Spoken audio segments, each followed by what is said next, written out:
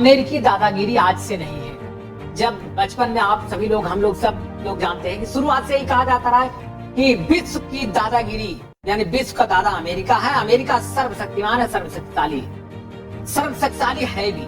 किसी देश में घुस करके उसके राष्ट्रपति को उठा ले जाना सर्वशक्तिशाली होने का उदाहरण है। लेकिन क्या सर्वशक्तिशाली लोग या देश या राष्ट्र ऐसा काम करते हैं, ऐसा जघन्य अपराध करते हैं किसी देश के चुने हुए राष्ट्रपति को?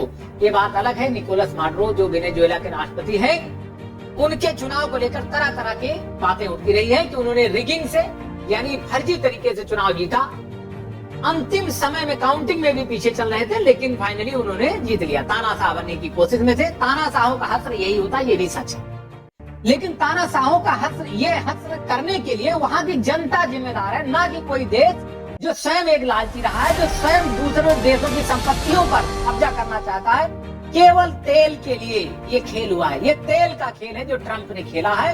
अमेरिका की निगाह सभी देशों की संपत्तियों पर रहती है। जहां पर उनको स्ट्रेटेजिक लाभ होता है, विशेष करके आर्थिक लाभ होता है, वहां पर वो बहाना लेकर के चाहे हमला करते हैं, चाहे सद्दाम हुसैन रहा हो या आपका तालिबान पर रहा हो, जहां भी वो केवल फायदे के लिए अपना काम करते हैं। किसी देश के सगे नहीं।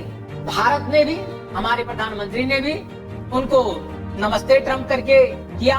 उनके लिए कहा कि आपकी बात ट्रंप सरकार, लेकिन 50% 100% टैरिफ तक लगाया। अमेरिका ऐसा दुबला देश है जो किसी का सगा नहीं है। किसी को अधिकार नहीं, चाहे अमेरिका में कोई हो, किसी देश के राष्ट्रपति किसी देश में घुस करके उसके राष्ट्रपति और उसकी पत्नी को इतने बेइज्जत तरीके से कोई लेकर जाए। भारत पर इसका क्या प्रभाव पड़ेगा? भारत पर इसका प्रभाव, बहुत सारे लोग फायदा गिना रहे हैं कि अब वह तेल अमेरिका के कब्जे में होगा तो जो प्रतिबंध लगे थे हट जाएंगे, वेनेजुएला से हमें सस्ता तेल मिलेगा।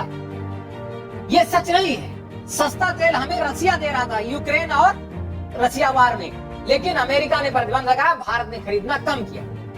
वो अमेरिका कब्जा कर लेगा अगर सभी देशों के रिजर्व पर, ऑयल रिजर्व पर, वेनेजुएला जिनमें से सबसे बड़ा ऑयल रिजर्व माना जाता है, तो क्या वो सस्ते में देगा? भारत से फायदा रहेगा? ये पूरी बहानेबाजी है।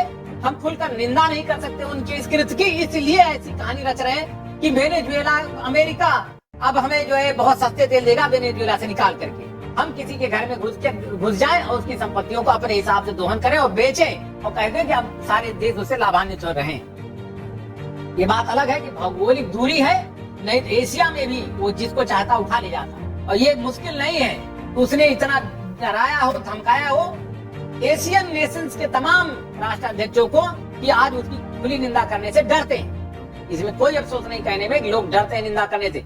एक समय भारत भी ग्लोबल साउथ का चैंपियन था, यानी दक्षिण के सभी देशों में। जब भारत आजाद हुआ था, उस समय जब हमारे पास कोई संसाधन नहीं थे, कोई ताकत नहीं थी, तो ग्लोबल साउथ का चैंपियन था। लेकिन भारत आज कड़ी निंदा करने से भी हिचकता है। क्यों? तो अमेरिका इतना पावरफुल है, उसकी शक्ति से कहीं ना कहीं लोग दबते हैं, हिचकिचाते हैं। तो इस बात का अफसोस भी है। कोई भी मजबूत राष्ट्र खुल करके चीन और रसिया की तरह नहीं आ रहा है, उसको बोलना चाहिए। ये बात निश्चित है कि चीन और रसिया भी कुछ नहीं कर पाएंगे, सिर्फ मिमियाते रह जाएंगे। बस कड़ी निंदा कर देंगे, ठीक नहीं होगा। एक बहादुर किम जोंग है जिसने खुल के कहा हमारे दोस्त को छोड़ दो, नहीं ठीक नहीं होगा।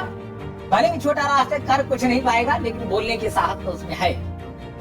किसी भी तानाशाह का बहुत बड़ाई हम नहीं कर सकते, लेकिन जो सच्चाई है, जो दम है, जो कह सकता है, विरोध कर सकता है, उसका समर्थन भी करा जाएगा।